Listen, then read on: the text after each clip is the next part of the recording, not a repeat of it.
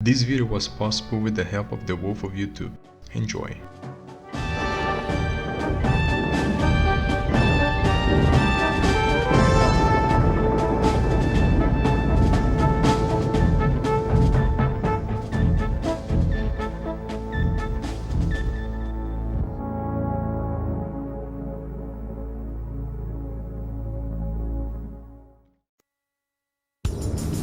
The fixed-wing gunship, call name Spooky. During the Vietnam War, these benign cargo planes evolved into one of the most bizarre yet most destructive weapon systems of all time. To meet the needs of unconventional warfare, crude AC-47 Dragon ships were transformed from a defender into a ruthless predator, capable of annihilating enemy targets along the famed Ho Chi Minh Trail with a devastating display of firepower.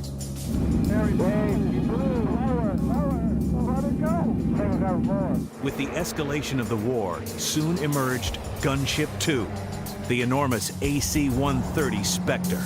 Equipped with state-of-the-art sensors and the most powerful weaponry ever assembled on an aircraft, these massive gunships stalked the enemy and stripped away their ability to covertly operate at night, forever altering the nature of aerial attack.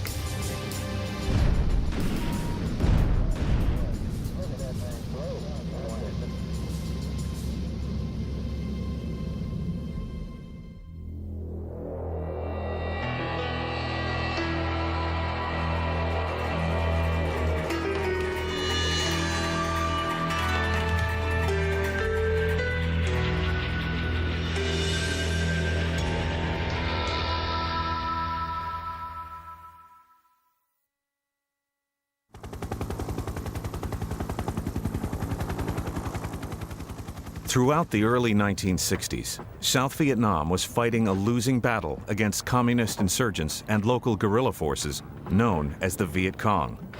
To combat local collaboration with guerrillas, the South Vietnamese government relocated citizens in many rural areas to thousands of fortified strategic hamlets.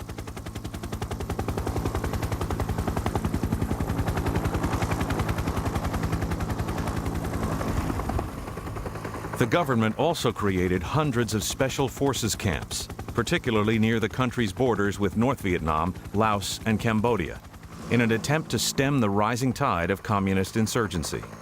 Here, U.S. military advisors often trained and supported Vietnamese troops in counter-guerrilla operations.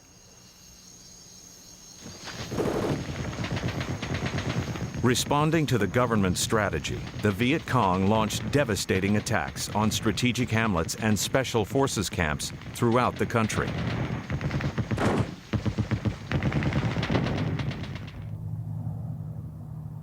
To strengthen Vietnam's ability to combat such attacks, the U.S. deployed a detachment of air commandos to Vietnam in early 1963 under the code name Farmgate.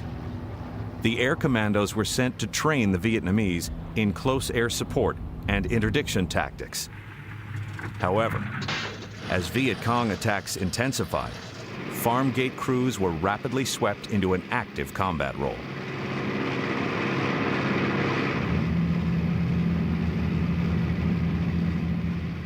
Responding to desperate calls from besieged strategic hamlets and outposts, the air commandos regularly drove off assaulting forces with lightly armed North American T-28 Trojans and more heavily armed Douglas B-26 Invaders. The situation improved, but only temporarily, as neither the Vietnamese nor Farmgate possessed an effective night strike capability. Realizing this, the VC began to strike government installations almost solely at night. Dismal government losses quickly resumed.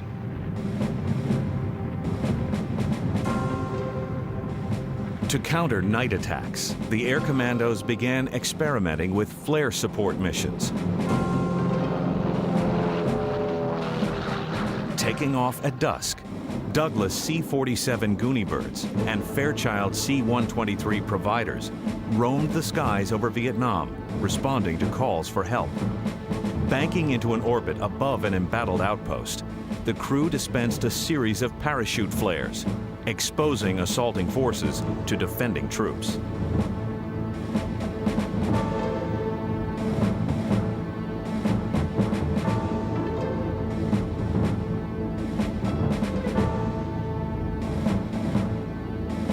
In most cases, the VC would break off their attack.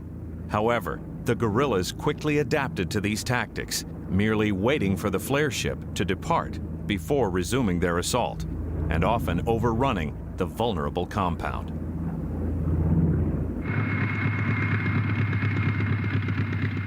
Building on the flare concept, the air commandos initiated flare and strike missions.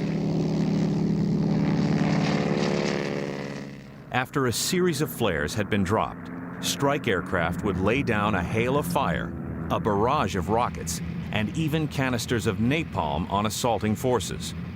Hundreds of outposts and thousands of lives were saved by these experimental tactics. But with limited numbers of strike aircraft and flare ships, thousands of potential targets, and the fast pace of VC hit-and-run tactics, a better solution had to be devised.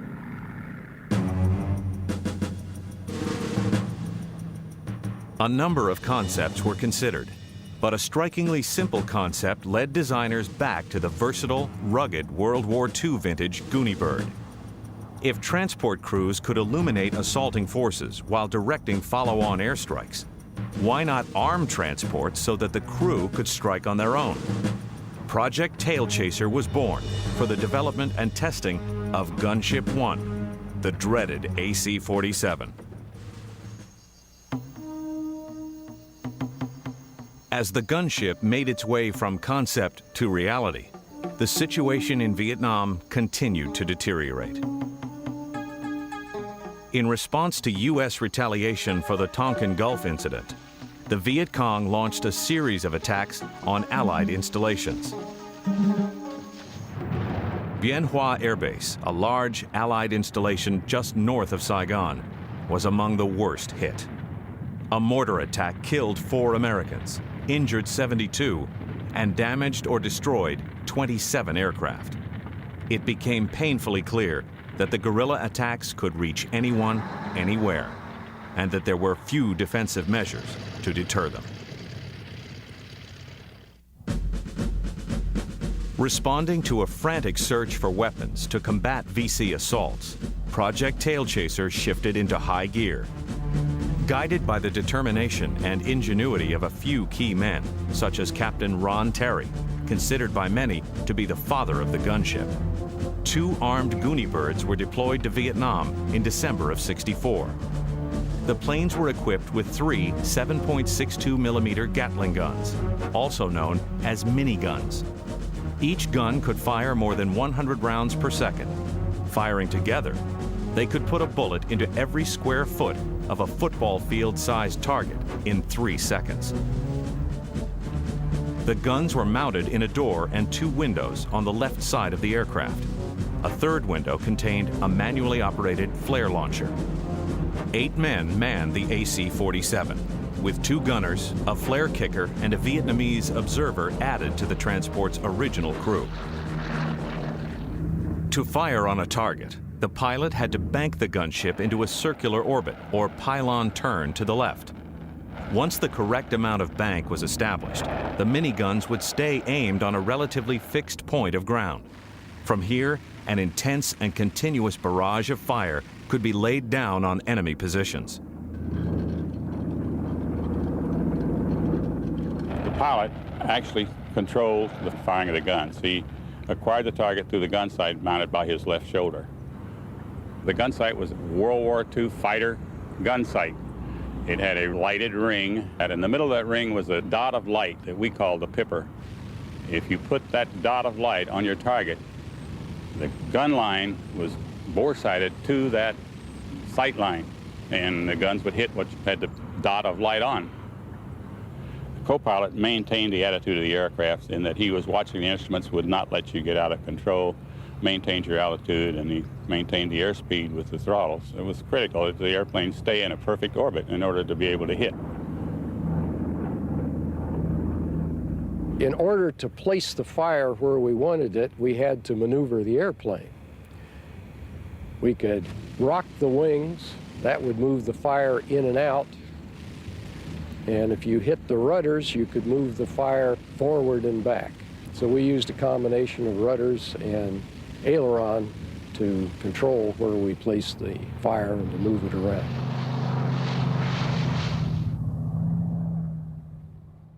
Early combat evaluation revealed that the new gunship was not only spectacular at stopping enemy assaults, but also that it instilled a psychological fear out of proportion to its effectiveness.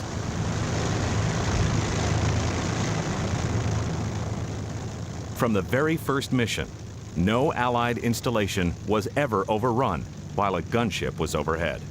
Intelligence reports indicated devastating Viet Cong losses during raids broken up by AC-47 crews. The VC were baffled, initially guessing that strikes were coming from intense ground-based attacks, or perhaps from a new type of gun. The aircraft became legendary, coming to be known as Puff the Magic Dragon, or simply as the dreaded Dragon Ship. The name stemmed from the awesome tongues of flame and the whining roar that spewed from the guns as they fired. The gunships boosted the morale of Allied forces tremendously, while completely terrorizing the enemy.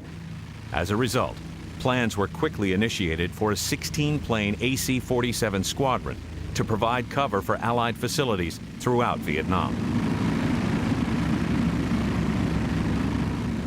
As the gunship squadron began to take shape, U.S. involvement in Vietnam escalated rapidly. President Lyndon Johnson deployed the first large combat units to Vietnam in the spring of '65.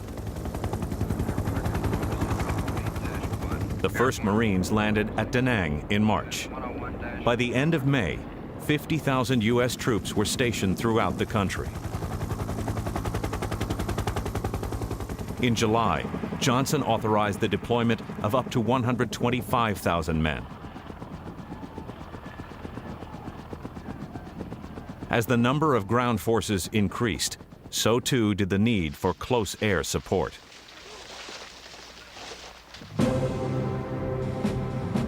In November, a newly created 4th Air Commando Squadron was deployed to Tan Son Nhut Air Base as a part of the hurried U.S. attempt to shore up South Vietnam's crumbling government.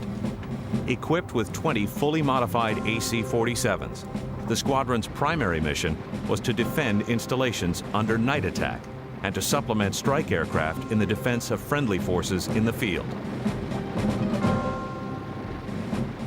The Dragon ships were officially assigned the call sign Spooky, a fitting reference to their ominous night missions and camouflage.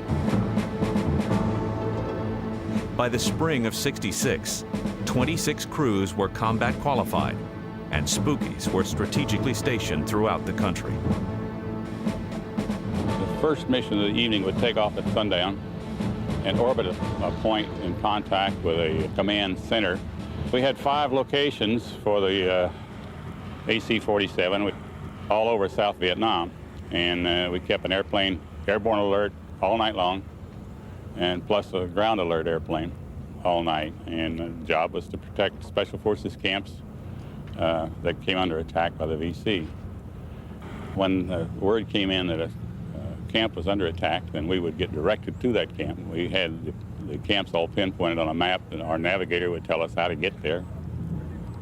In all cases, before the pilot would fire at a target, he was in contact with a Special Forces guy on the ground inside the camp or near the camp perimeter. The guy on the ground would tell the pilots where they wanted him to hit, where the concentration of the Viet Cong were. And that's how the feedback came to all the crews. They knew exactly when the attack stopped because the guy on the ground would keep telling them, "You got them running, keep firing." The versatility of the gunship led to various special assignments, including support for search and rescue, medevac, forward air control, and convoy escort. A few Spookies even performed armed reconnaissance missions against troops and supplies traveling down the Ho Chi Minh Trail, a mission that foreshadowed the evolution of future gunship operations. However, throughout 66 and 67, the most critical mission remained defense of Allied installations. On the last day of 1966, the small 4th Air Commando Squadron successfully defended its 500th fort. By the end of 67, the number of outposts defended soared to 1,600, and still, no camp had ever been overrun while Spooky was overhead. While the defense of outposts, hamlets, and Allied bases became critical in preventing the collapse of South Vietnam, another mission evolved that was equally challenging and urgent: close air support for troops in contact. Soon after the first Marines arrived in the spring of '65, President Johnson authorized U.S. troops to be used not only in base defense and training, but to join with the Vietnamese in taking the fight to the enemy. Initially, U.S. forces conducted holding actions designed to retain those areas already under Saigon's control. From these areas, a series of spoiling attacks were launched. The objective was to search and destroy known Viet Cong strongholds rather than to seize and hold new territory. The operations dramatically reshaped the intensity of the war. U.S. and Vietnamese troops began to regularly engage Viet Cong elements in vicious firefights. As a result, Spooky crews were increasingly called upon to come to the aid of troops in contact, many of whom had become desperate after being pinned down by enemy fire. When we were supporting troops in contact, the young Army soldiers were very nervous. If they were new to the experience and the fire was getting very heavy from the Viet Cong, they sometimes would call for us to fire on their position because they felt they were in imminent danger of being overrun. When I first came into country, I had an older pilot tell me that this was going to happen. And when it did, ask them how many casualties they'd taken. And if they hadn't taken any casualties, we didn't do that. He said, you tell them that when they start taking casualties, you'll put the fire any place they want it. Identifying friendly positions was the most difficult and critical aspect of close air support. Firing around the perimeter of a fort or hamlet, even at night, was relatively simple. Installations were normally set in large clearings and had distinctive shapes. Anything outside of the perimeter was generally considered hostile. Crews supporting troops in the field faced far worse conditions. Friendly forces were often concealed by dense jungle foliage and rugged terrain. Others were engaged in violent street battles. Weather and darkness further complicated missions, and to make matters worse, crews had to avoid using flares for fear of exposing friendly positions to enemy troops. Well, when we arrived over some troops that were just out in the jungle, they give us as much about the geographic facts on the area as they could. If they were close to a river or a mountain or something like that to help us orient ourselves to their position. Quite often they used a strobe light. And if they used a strobe light, then we could see the strobe and they could tell us how they were arranged around that strobe light so we could fire. Unfortunately, by that time, the North Vietnamese had learned that and had captured strobe lights, and they sometimes used the strobe lights to confuse us. That was a problem that we had to be very concerned about because it could lead you to putting fire on friendly troops. While support for troops in contact became a vital mission, Spooky's primary role remained the defense of static bases, forts, and villages that were being hit by increasingly deadly VC assaults. In the fall of '67, the U.S. activated a second gunship squadron and increased the Dragon ship fleet from 22 to 33 aircraft. Ultimately, commanders would have liked to have had a gunship on airborne alert over every base in South Vietnam through the critical night hours.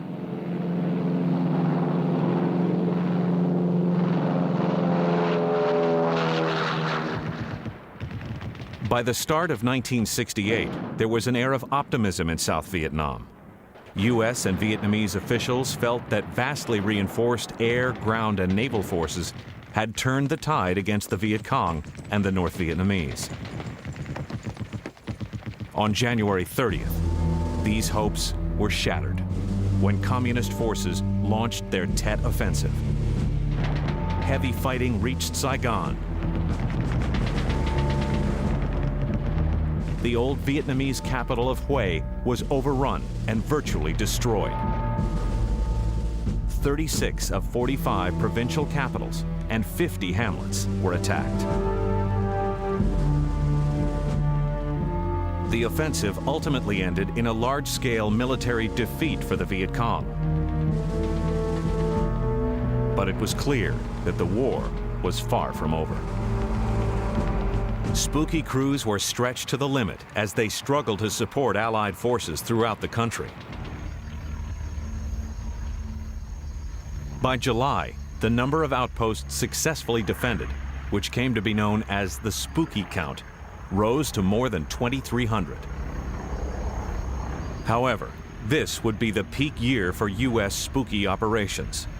Shortly after his inauguration in January, President Richard Nixon initiated a plan for the Vietnamization of the war.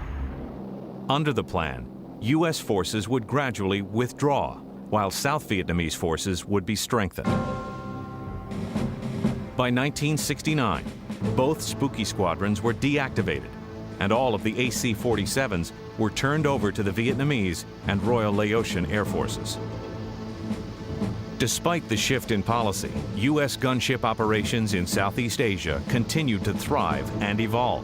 In fact, an entirely new class of gunship had already emerged and was striking at the very lifeline of North Vietnam's war on the South, the infamous Ho Chi Minh Trail.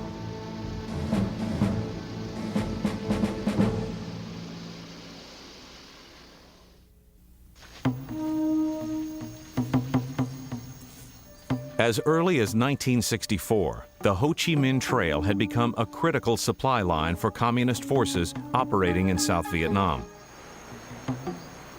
The trail was actually a vast network of old footpaths that ran some 1,700 miles from North Vietnam through Laos and Cambodia to the south. As the war escalated, North Vietnam developed the trail into a complex road network that could handle convoys of large trucks. The network became much more advanced than initially expected. By 1967, there were hundreds of supply depots, large truck parks for maintenance and repair, medical facilities, and even rest and relaxation areas to boost troop morale during the long, arduous journey southward. During the spring of '65, the U.S. began launching airstrikes against a section of the trail in southern Laos. The strikes generally coincided with the dry season, roughly from mid-October to mid-April. Throughout the rest of the year, the roads in Laos became nearly impassable and flying conditions extremely hazardous due to heavy rains. Most strikes were carried out by Air Force and Navy jets, which cut roadways and struck enemy positions with bombs, rockets, and strafing runs. By mid-year, more than 1,000 sorties per month were being flown against the trail.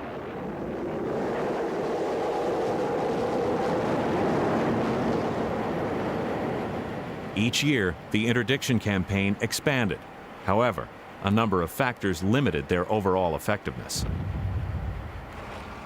North Vietnamese supply convoys began operating on the trail almost solely at night, making it difficult to locate and strike enemy targets.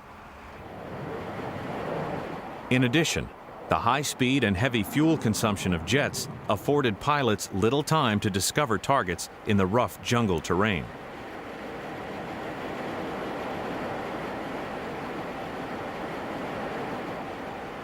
And ironically, heavy bombing along key routes pulverized the landscape, actually making road development and repair easier for the enemy in many areas. What the interdiction campaign needed was an aircraft that could loiter over infiltration routes for hours, that could acquire targets under dense jungle foliage, even at night, and that could accurately deliver tremendous firepower on relatively small moving targets. Such an aircraft would be found in Gunship 2, the AC-130 Spectre. From the inception of Project Tailchaser, the U.S. had been searching for a more effective follow-on aircraft to the AC-47. By 1967, the Air Force had narrowed down the replacement to either the 1950s vintage Fairchild C-119 flying boxcar or the new Lockheed C-130 Hercules. Both aircraft were ultimately selected, but it was the massive C-130 with vastly superior payload capacity and performance that was modified to become Gunship 2. From the beginning, Major Ron Terry and others who were involved in the development of Spooky intended to greatly increase the capability of this second-generation gunship. However, no one anticipated that it would become the heavily armed, highly sophisticated weapon system that it did. In January of 1967, conversion of the first C-130 was initiated under Project Gunboat. The prototype was armed with 4 miniguns, one more than the Spooky, and 4 20mm Vulcan cannons. The cannons were a potent addition to gunship firepower. Each Vulcan could fire up to 2,500 rounds of high-explosive incendiary shells per minute.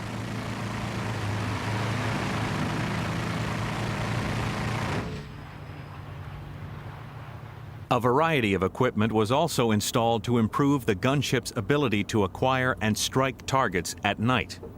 Included were a night observation device, or starlight scope, an early infrared sensor that translated heat emissions into a visible picture, a powerful 20-kilowatt searchlight that could illuminate vast target areas, and a crude computerized fire control system that integrated sensor inputs to provide target position and aircraft attitude for the pilot. By June of '67, the AC-130 had entered flight trials, where it was placed through extensive tests to ensure the accuracy of its potent weapon system.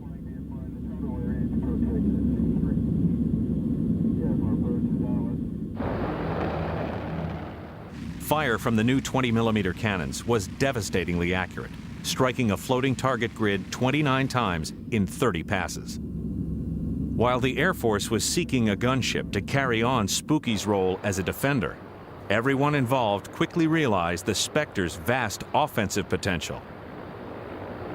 The new sensors allowed crews to locate and lock on to target trucks from a phenomenal distance, even in darkness. A few bursts from the powerful Vulcans demolished the trucks in a matter of seconds.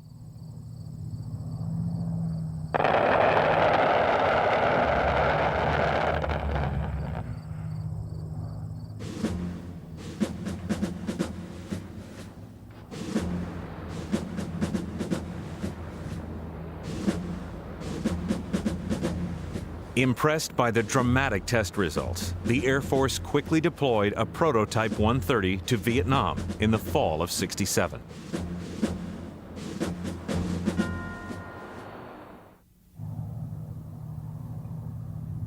The Spectre did continue the tradition of Spooky initially, flying its first mission in support of a firebase under assault.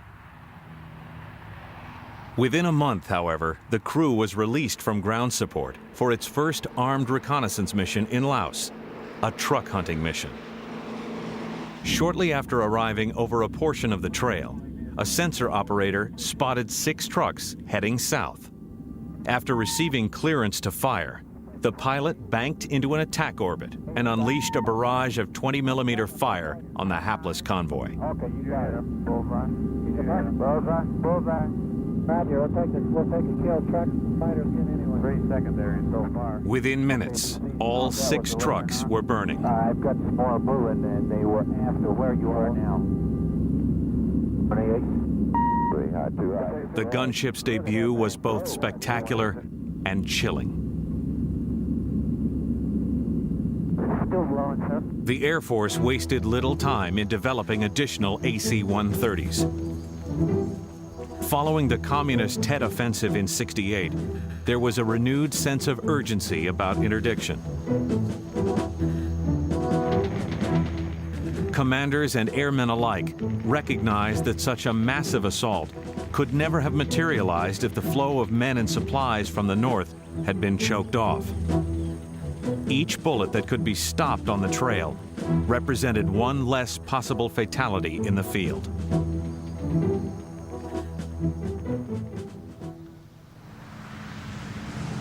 In October, 4 Spectres were deployed to Ubon, Thailand, with a newly created 16th Special Operations Squadron.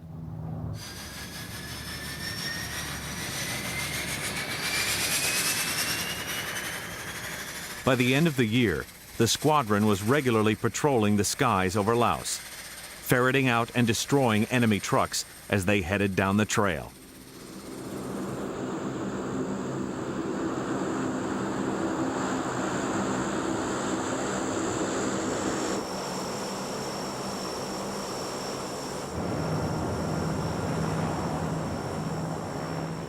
Spectre operations required a tremendous amount of technical know-how and teamwork.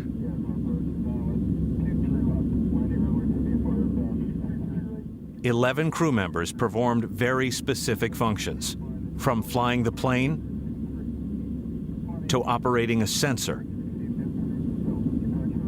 to loading a gun. Each man's performance determined the success or failure, and ultimately even the safety or peril of the entire crew. Sensor operators led the pilot to a target. The fire control system integrated sensor information with the relative speed and position of the gunship, allowing the pilot to place the aircraft into an attack orbit. As a pilot, I couldn't see anything. I had no navigation instruments to operate with. We'd go to the sector, and the sensor operators would search and find the targets. Once they found a target, the navigator would validate it with the airborne command and control aircraft, because we did have friendly troops on the ground in Laos from Special Operations, Special Forces, and different other organizations.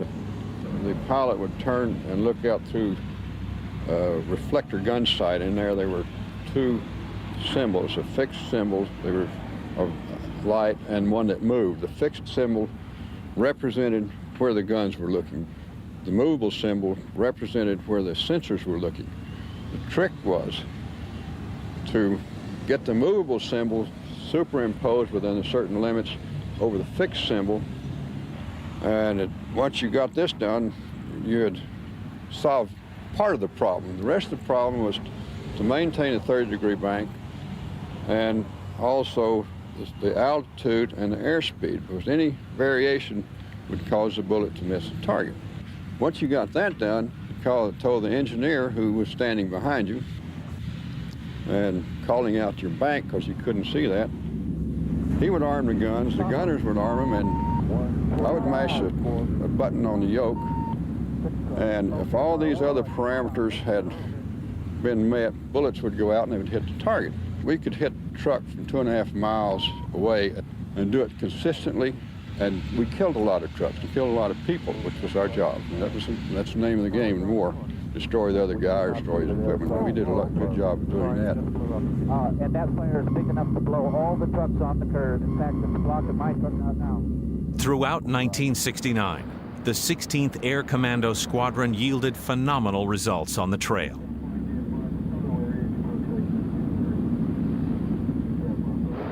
In January, still equipped with only 4 aircraft, Spectre crews accounted for 28% of all truck kills.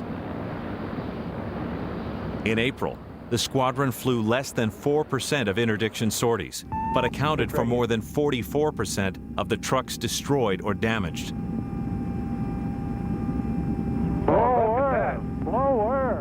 By the end of the year, 3 more Spectres were deployed to expand the hunt.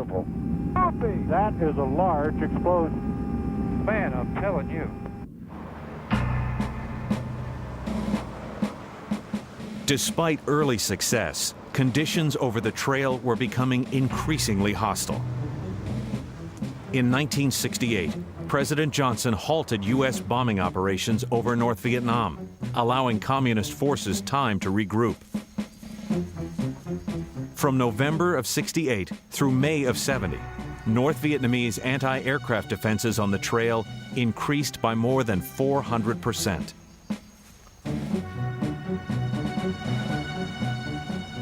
More serious threats, such as telephone pole-sized SA-2 surface-to-air missiles, began to appear in increasing numbers. In May of '69, the inevitable finally happened, when 2 Spectres were struck by enemy anti-aircraft fire. The first landed safely, but 1 crewman was killed. The second burst into flames as it landed, killing 2 more crew members. By the summer of 1970, all remaining Spectres were withdrawn from combat for refurbishing.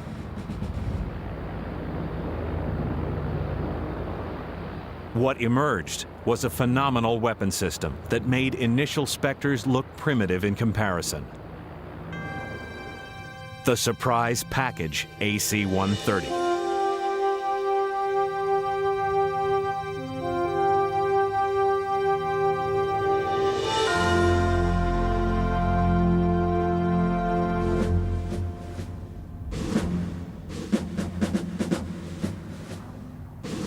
The most significant modification to the Surprise Package was the addition of 2 40mm Bofors cannons, which replaced the aft pair of 20mm guns.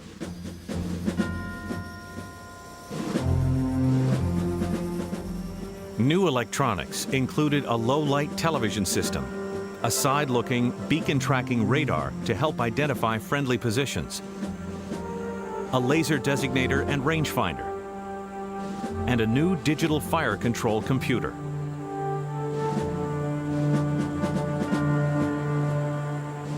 Returning to Thailand in December of '70, Surprise Package 130s immediately resumed interdiction operations over the trail.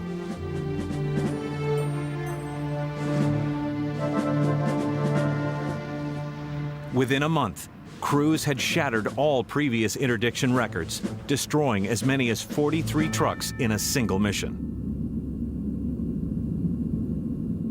The 40mm cannons dramatically increased the lethal power of the 130s, while allowing for even greater standoff attack altitudes. However, it is improved sensing equipment that ultimately had the biggest impact on interdiction operations. Storage area down here, we want to have you take a look at. The sensor operator was actually the eyes of the gunship.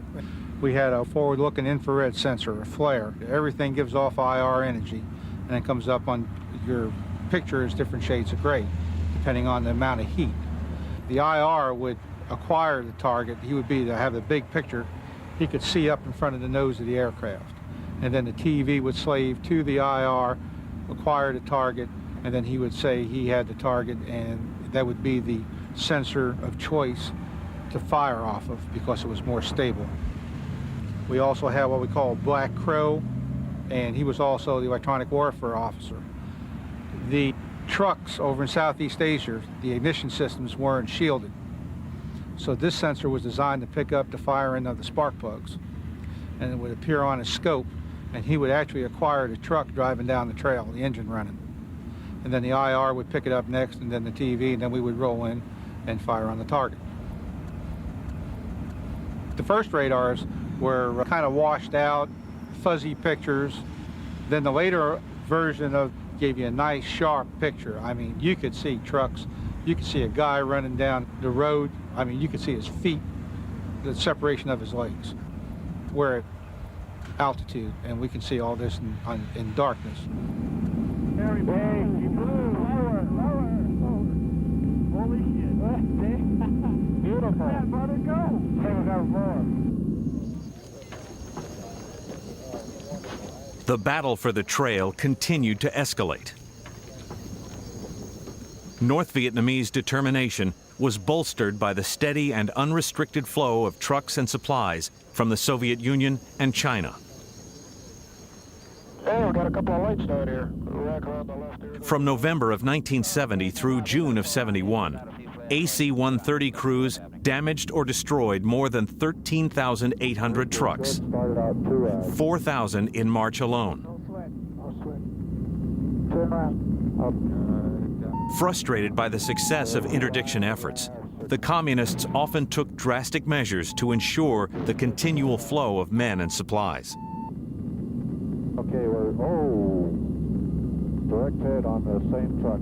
A lot of times when you were on the trail working it and the truck drivers would hear the drone of the C-130, they would stop the truck and they would abandon the truck, and you could actually see them running away from their trucks, and we would finish the truck off. So to stop that, they started chaining them to the steering column of the truck, and many of them was found, burned to death, dead inside their vehicles along the Ho Chi Minh Trail.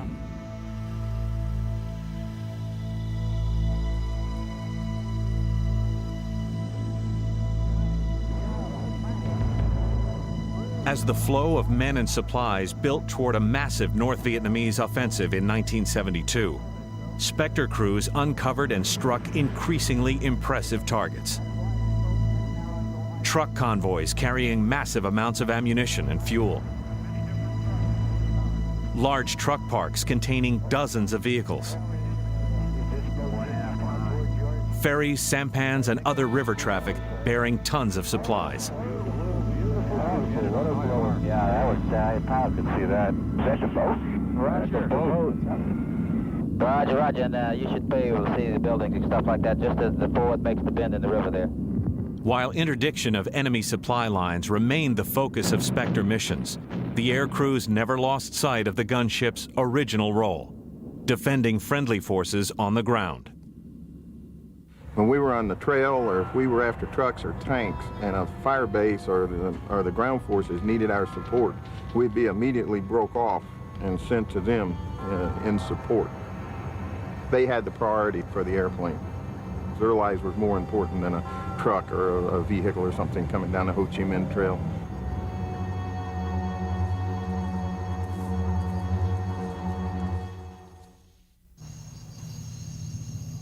By the end of 1971, North Vietnamese defense of the trail threatened Spectre crews at every turn. Heavy anti-aircraft guns and missile emplacements lined key routes. With years of combat experience, enemy gunners had developed sophisticated and deadly tactics.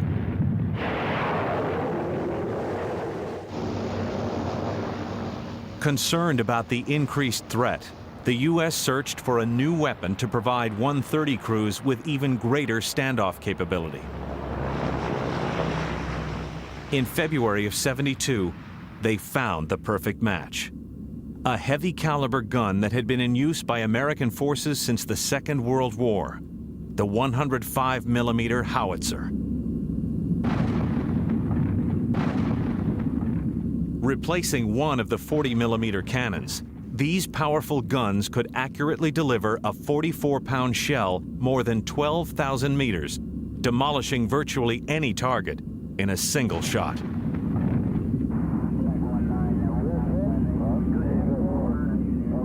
While the increased standoff range did improve crew safety, anti-aircraft fire remained a formidable threat. Defense against enemy fire largely came down to the illuminator operator. His job, in addition to dispensing flares, was to lie on the Spectre's half-opened cargo ramp, scanning the terrain for anti-aircraft fire and missile launches. When the aircraft was threatened, the I.O. immediately called for violent evasive maneuvers or other countermeasures. In most cases, the gunship escaped. Sometimes, disaster was unavoidable.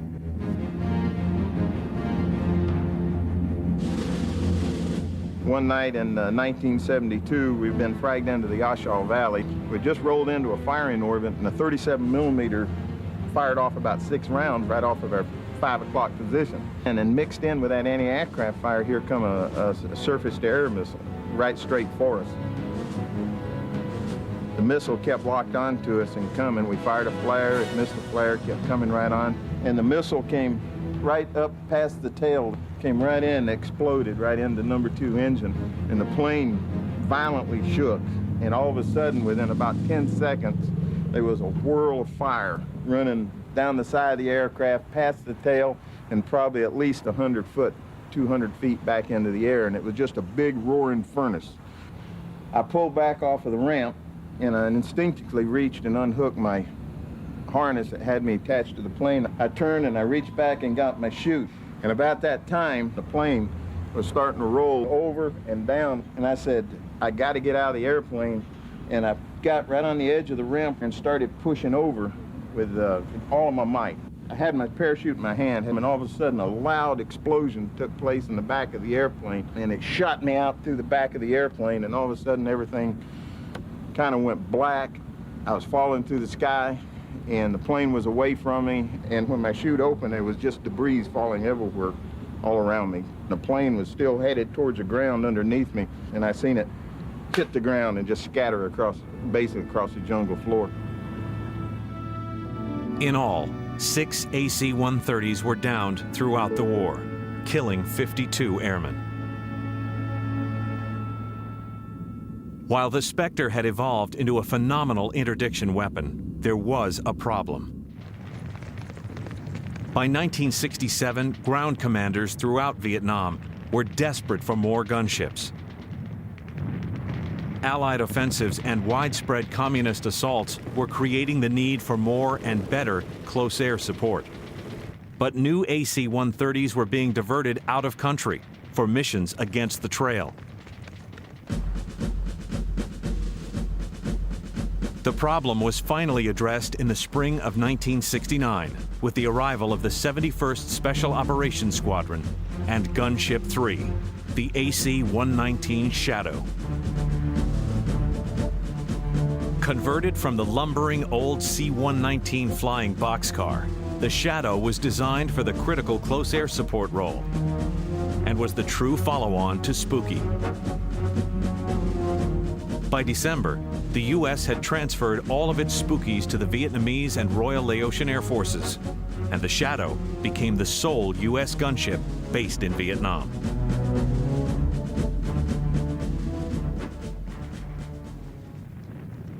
Although U.S. involvement in the war had begun to diminish under President Nixon's plan for Vietnamization, fierce fighting continued to rage throughout the country.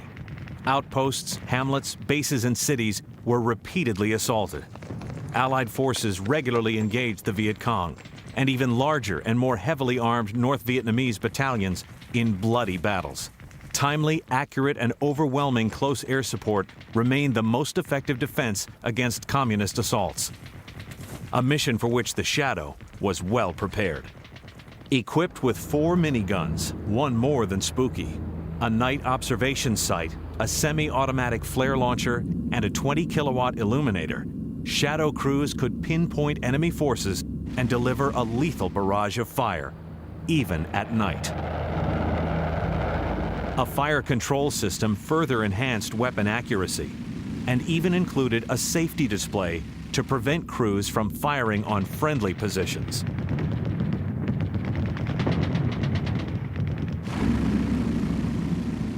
A second version of the Shadow, the AC-119 Stinger, was also deployed to Vietnam in late 1969. Armed with 4 miniguns, 2 20mm cannons, a forward-looking infrared sensor, and various advanced radar systems, Stinger crews bolstered Spectre interdiction operations throughout Southeast Asia. However, because the 119s were somewhat underpowered, hard to maneuver, and vulnerable to enemy fire, their principal and most effective mission remained the mission that had started it all: defense of friendly forces on the ground. The gunship was a very good assignment because you were doing something that was saving lives. Quite often we would go out, troops in contact. These are, 18, 20-year-old Army sergeants out in the jungle. The jungle itself was hostile, even if there weren't any Viet Cong around. And when we would arrive, they'd be talking in a whisper that was almost impossible to hear. And after we'd been flying cover over them for 20 minutes or a half an hour, they'd be talking in a normal voice. And you could tell that they were going to get some sleep that night that they wouldn't have got if you hadn't been there, even if we didn't have any enemy to fire at. Throughout the Vietnam War, the gunship evolved from a crude defensive weapon into one of the most deadly and sophisticated airborne predators of all time. From repelling enemy assaults on forts and villages to destroying supplies as they moved down the trail, the relatively small and unusual gunship force emerged as a premier defender of Allied forces, and indeed, of South Vietnam as a whole.